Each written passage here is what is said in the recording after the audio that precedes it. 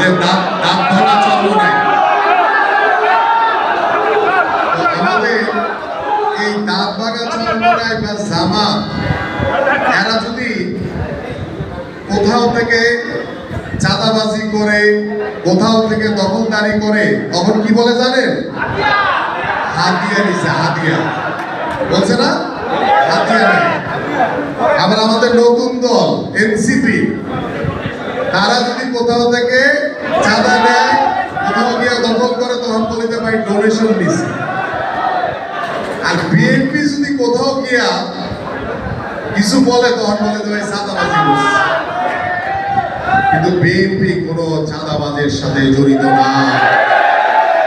BNP কখনোই ওই NCP কিংবা জামাত, আপনারা শুধু মিথ্যাচার করতে পারবেন, কিন্তু বিএনপির বিরুদ্ধে একটা চাঁদাবাজির প্রমাণ করতে পারবেন না।